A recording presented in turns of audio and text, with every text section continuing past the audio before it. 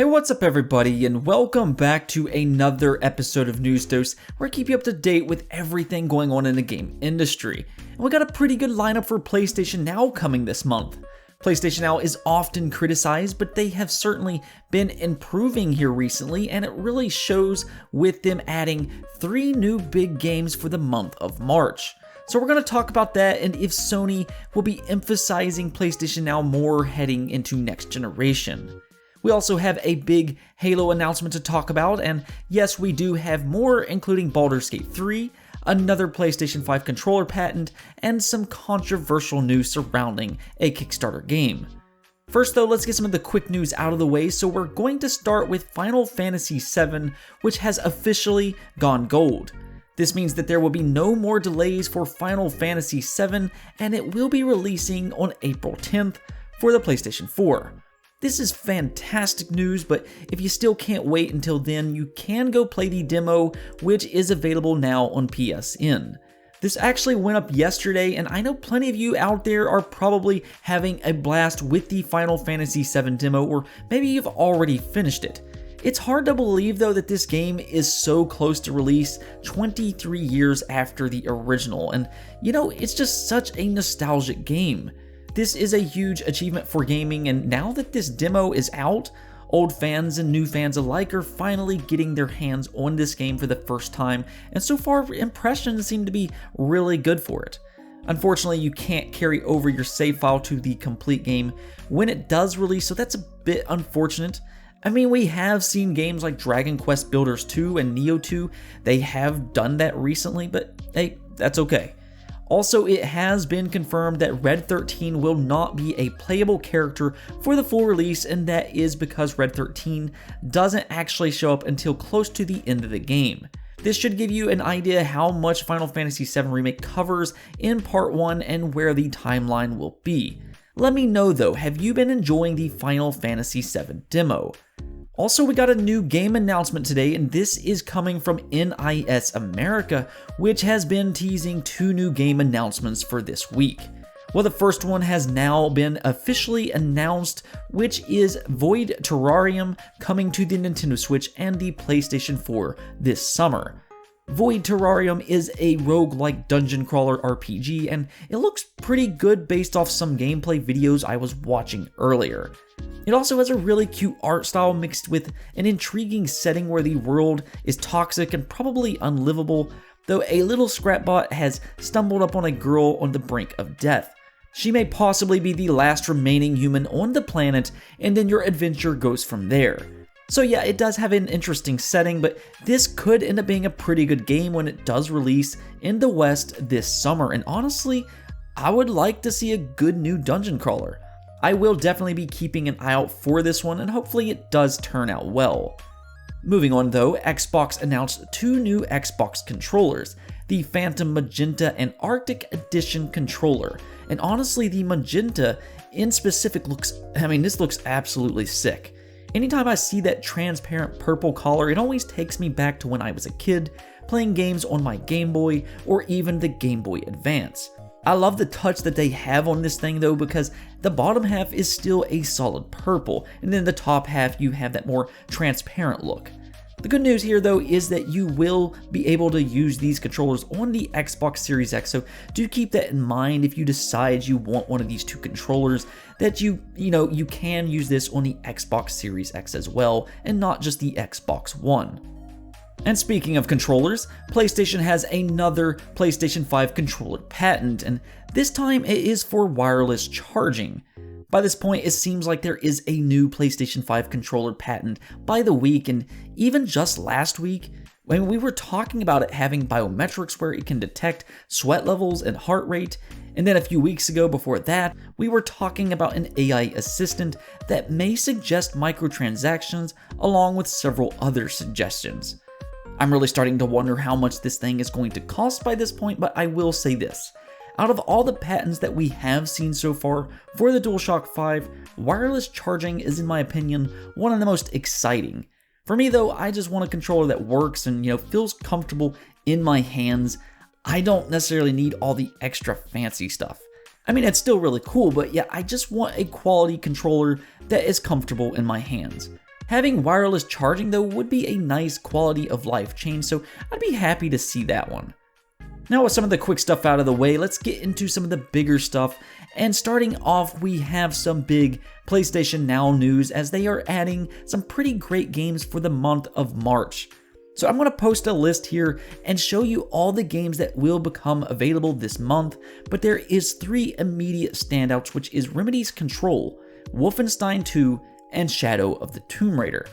These are all 3 big, excellent AAA games, and well, Control isn't even that old. It released back in August of 2019 and was actually one of my favorite games last year, so I would really recommend that game.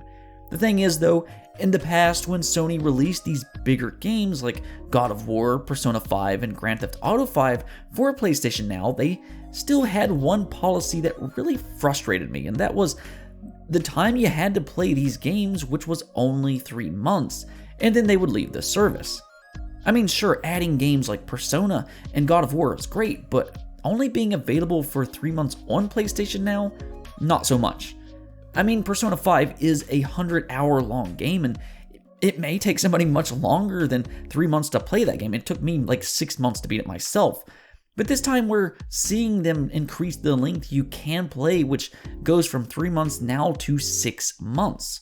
I would still like to see them increase that even further and have these games available for an entire year, but this still is a step in the right direction. And this is the exact reason competition is just so great.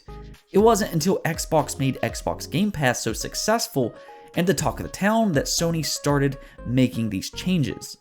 PlayStation Now has went from a streaming-only service to now being able to download games locally to your hard drive.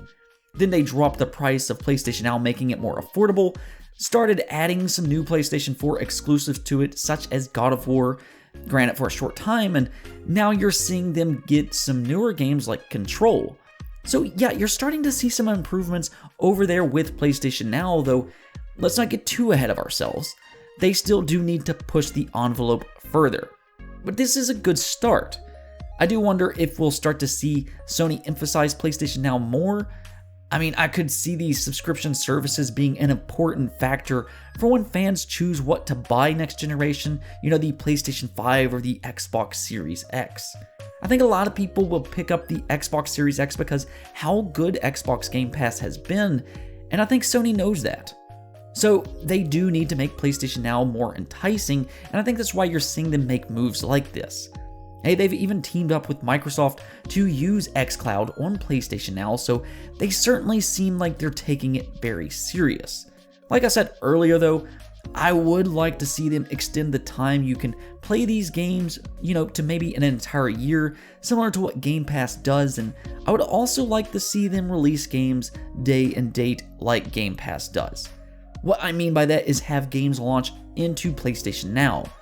They could do that with some of their first-party games or try to team up with some third parties to do that. I mean, I don't expect them to release games like The Last of Us Part 2 on PlayStation Now or anything like that, or at least not on day one, but we do need to remember that Sony has smaller games as well. This is something that so many people just often ignore. They don't just release big AAA blockbusters. If you look at games like Concrete Genie, Medieval, or Media Molecule's Dreams, I mean, that game just released, they're much smaller games and often ignored by the community. I think that these games would have been amazing to launch into PlayStation Now and could have helped these games a lot. More people would have been playing those games and it would increase PlayStation Now's subscriber count, which is reportedly significantly less than Xbox Game Pass.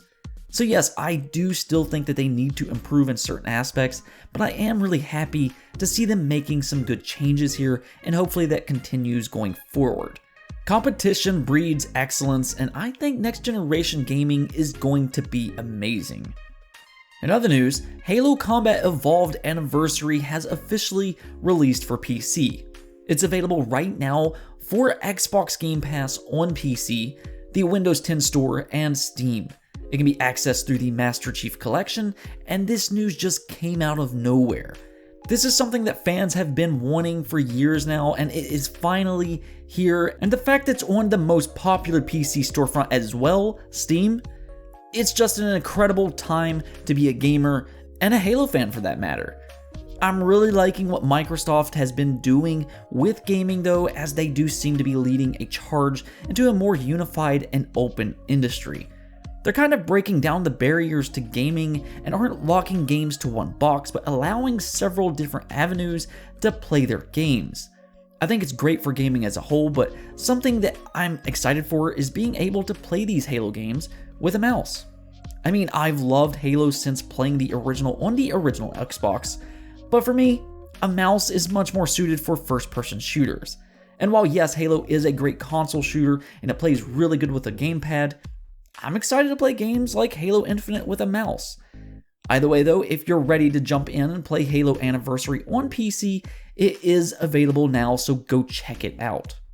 Moving on, we do have some unfortunate news as well, as the executive producer for Baldur's Gate 3, David Walgrave, has implied that the Xbox One and the PlayStation 4 is not powerful enough to handle Baldur's Gate 3. Now, he doesn't seem 100% sure, but based off this comment, it certainly sounds that way. So here's what he had to say. I don't think that current gen consoles would be able to run it.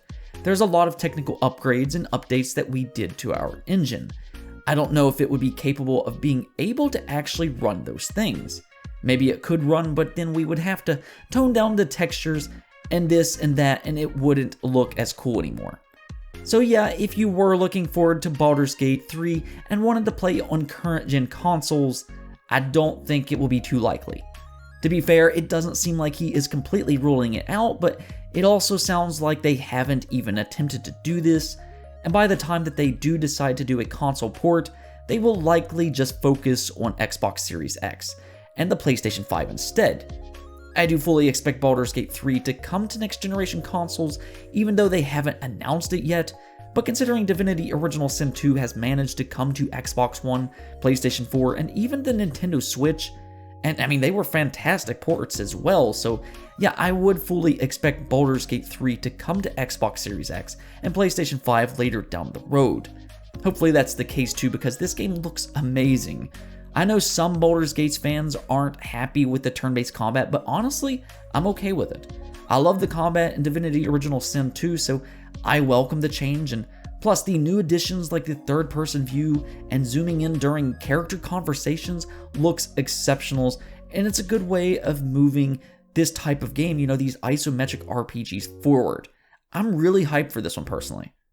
Now for the last topic of the day, Bloodstained Ritual of the Night got a $5 million stretch goal cut from the game, and this has really upset a lot of fans claiming that they have been lied to. So apparently one of the stretch goals was a roguelike procedurally generated dungeon mode, and after 4 years of reaching that stretch goal, game director Koji Igarashi has posted a Kickstarter update notifying backers that they were unable to add this game mode because this game mode is currently not compatible with the game and how it was developed. I'm not a developer myself, so I don't know how all this works, but I assume they had to have run into some kind of issue that they didn't foresee beforehand. I honestly don't think that they meant to lie to their fans, but as you guessed it, fans did not take this news lightly. If anything, it is a terrible look for Koji Igarashi and his team, and this is also, after having a lot of issues with the Nintendo Switch version. To be fair though, Bloodstained Ritual of the Night is excellent on other platforms, and in my opinion is one of the best Metroidvania games on the market, especially if you like the old Castlevania games.